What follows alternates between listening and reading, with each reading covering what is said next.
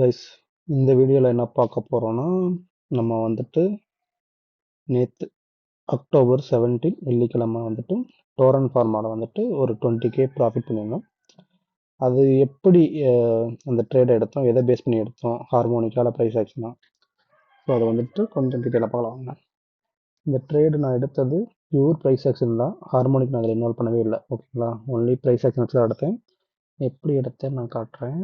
இப்போ வந்துட்டு day time இருந்தாக்கா, இப்போ 1 ஹவரில் மாற்றிக்கோங்க. 1 ஹவரில் மாற்றிட்டா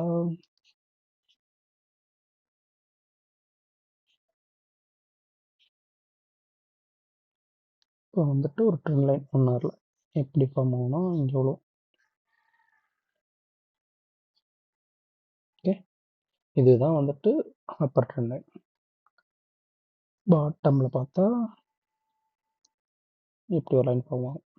ஓகே, ஸோ இது வந்துட்டு ஒரு ட்ரையாங்கிள் பேட்டர்ன் பிரேக் அவுட். ஓகேங்களா, ஸோ எப்போ நான் அந்த என்ட்ரி எடுத்தேன் அப்படின்னு பார்த்தீங்கன்னா,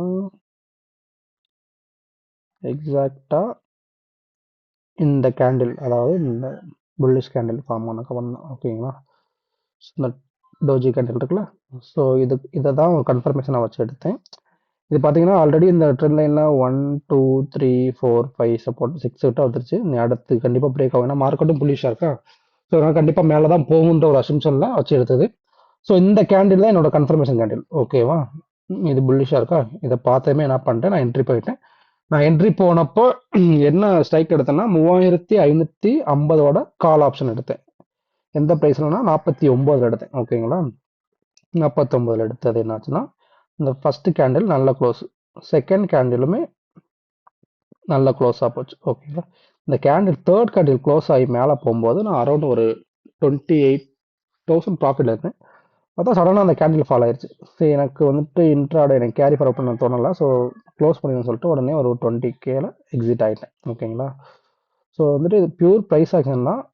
இந்த கேண்டில் வச்சு தான் எடுத்தேன். ஓகேவா, இங்கே இந்த கேண்டில் ஃபார்ம் ஆகாமல் எனக்கு கன்ஃபார்மாக இன்னொரு கேண்டில் பாசிட்டிவாக வரும் அப்படின்னு சொல்லிட்டு தான் எடுத்தேன்.